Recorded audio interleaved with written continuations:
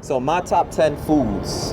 What is my top 10 foods, or 10 foods that I mess with the most? Number one, I would have to say is wild rice. I love wild rice because that's one food, like, all you need is a little seasoning, a little sea salt, and you could eat that alone. Like how Orientals, how white rice is popular, how they could just eat that with a little, with a little tea.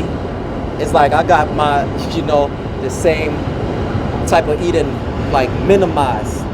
So that's good for me. Like wild rice. Sorry. Wild rice is good for me because I don't have to do much. I don't have to add much to it. I don't have to do much with it. I can eat that just like that, and it's inexpensive. I can buy a good amount of it, and it can last me long. And it fuels me. It goes well with a lot of different things too. You could do a lot of different things with it as well. So I like wild rice. That's number one on my list. Number two would have to be quinoa.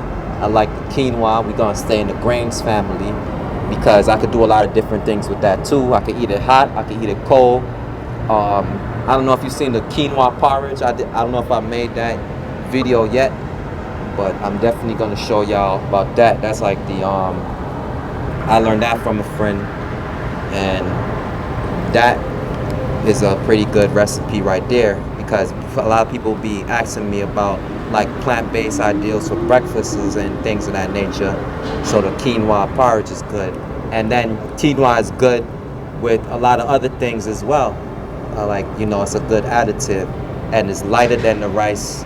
I could load up on it and not be bloated and still be able to move. So that's why quinoa would be number two. Number three, I would have to say mushrooms. I like mushrooms because they got a lot of different ones. They got a lot of different ones that come in different varieties. My favorites out of all of them is the oyster mushrooms because I just like the texture, and you could do different things with it. Like you could fry it, saute it, grill it, air fry it, oven, like roast it. You could put it in soup. You could do a lot of different things with the oyster mushrooms, and it's light, but it's one of those energy foods that pack a lot of energy. That's not too heavy and dense.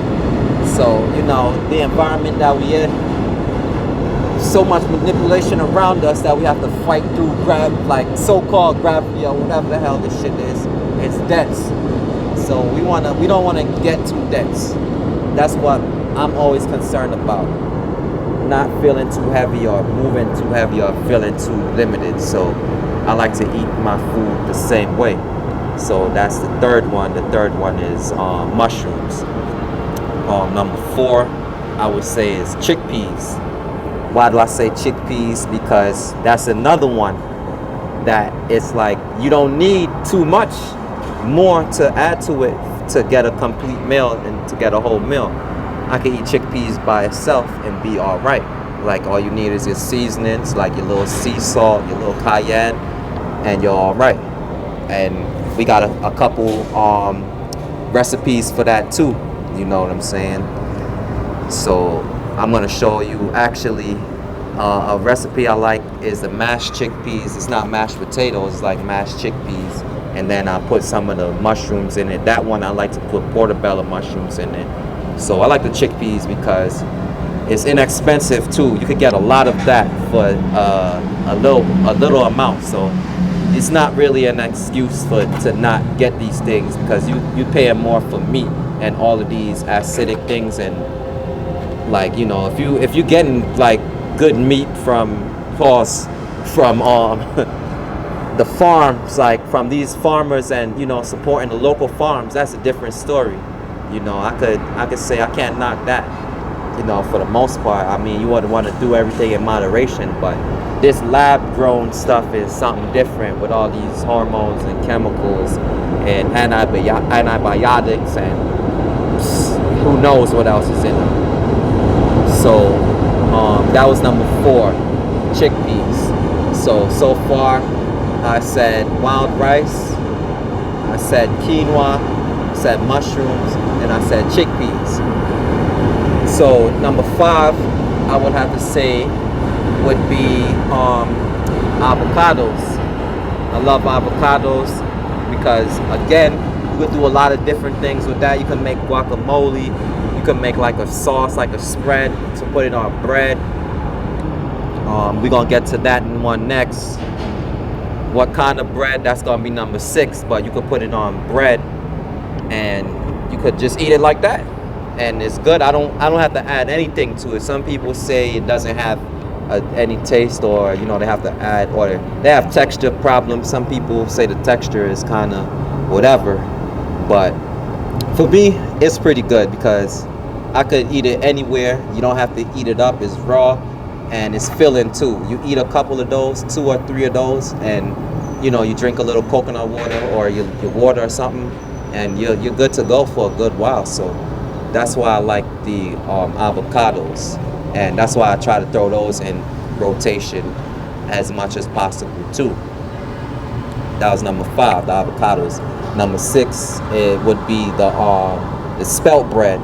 I like spelt bread because that's another one. Like I said, it's like these things, you don't need too much ingredients. They're inexpensive, and if you have spelt flour, you can actually make your own spelt bread. It's not hard. A channel that I followed, Ty's Conscious Kitchen, he uses a lot of Dr. Sebi ingredients to make a lot of different good things, like the it's like the chickpea omelets. Those are pretty good with the chickpea flour, and yeah, reminded me of that. That's a meal that I gotta make. So number 6 is the spelt bread, yeah. And I like to use the walnut butter or cashew butter. Peanut butter I stay away from because it's too thick, it's acidic, it builds mucus and starch in you. So you got alternatives. That's a good thing about today. We have a lot more alternatives, at least in Babylon. You know. So yeah, you got alternatives to make it work. So I like the spelt bread, and with those spreads, a couple of those spreads. And when I do with those spreads, I'll probably throw some walnut butter on it, like I said, or the cashew butter. Throw some blueberries or the burro bananas, and that'll make like a good like jam, you know, like a official jam, you know. So that was number 7. Number 6 was the spelt bread. So number 7, I would have to say, is ginger. Not like, even though it's this order, it's none in no really crazy order. All of them is beneficial. And you all can make do with it. So the ginger, why do I like ginger? I actually eat pieces of ginger, and I put ginger in a lot of the foods that I make. When I saute my wild rice, so I'm making some plant-based lao mein, some veggie lao mein, I usually put the ginger in there, either the ginger powder, and then when I'm making my sea moss shakes, I put some ginger in there as well too. And then eating it just raw, the piece, like the root itself, is the most potent way you can eat it, or you could ingest it, because once you eat it, it's like it just captivates your whole immune system and gets it activated too. You know, it's just like the furnace goes on, and it burns off most of the mucus in your nose and in your sinus and in your chest and in your stomach, indigestion problems, flus. Ginger is like, man, it's undefeated. It's one of the most powerful roots. The roots that we have available to us are so powerful and underrated. It's like a miracle that these aren't promoted on a more bigger scale. So I would have to put ginger as number 7. Number 8, I would have to put is mangoes, Haitian mangoes, specifically Haitian mangoes. Why Haitian mangoes? Because I just feel like they just have a different taste to it. It's invigorating, man. It like makes your eyes brighter. Like I feel like when you bite into it, you could just feel the life and the energy from that mango. And most of them are sweet, and they fill me up too. If I eat 2 of those, I'm good. I don't have to do much. I don't have to do much after that. 2 mangoes and a couple walnuts or cashews, and that's like a whole meal right there for me. And I could go back into working out, doing heavy workouts, and be good because I'm light, but I'm satisfied. My hunger is satisfied. Number 9, I love cashews. It's not on the savory list, but I don't eat everything on the damn savory list. But most of the shit I eat is on there. And I do drink a gallon of water, more than a gallon of water a day. I do drink these herbs and these teas to help cleanse out my body. So if I do put in some vegan bullshit, because it's a lot of vegan bullshit out here, you know, I stay away from the Impossible burgers and all that, you know, stay away from that shit, you know. Number 10 is, I would have to say, man, I like to eat watermelons a lot, the seeded watermelons. Those is very powerful and potent, but I don't eat them every day because they're not readily available. So I have to give you the things that I would eat the most. So these are the things I eat the most.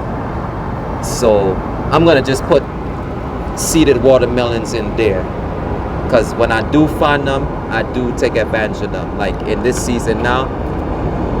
And just in case I did miss one, I'm just gonna throw that one in there, seeded watermelons, because it has the potassium, it has the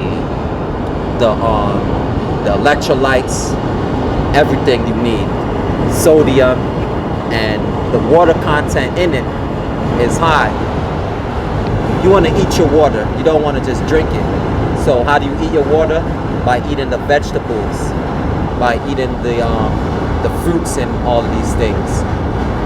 So that's number 9. Number 10 would have to be, I would have to say, watercress for a green, because I didn't throw any greens in there. I just threw grains, fruits, a lot of grains, a couple of fruits, a lot of fruits, and yeah, more so grains, because SPELT is a grain.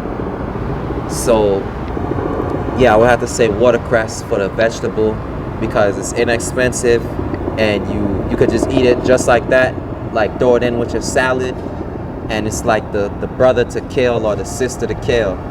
It's like the sibling to kale, high in iron, high in vitamin K. My father put me on to watercress from Jamaica. He said he used to, like all of the top swimmers and top performers out there used to deal with watercress. So I like dealing with that when I do eat these meals. And I believe if you look on my last meal, or one of them meals, you can see I added it, or both of them.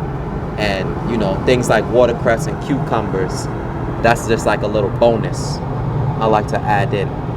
But that's, cucumbers are another fruit, but it's water. And you know, the fruits is pretty good. Like gorillas eat fruits and plants too, and they do pretty well. So that's what I tried to model my eating around, these beasts.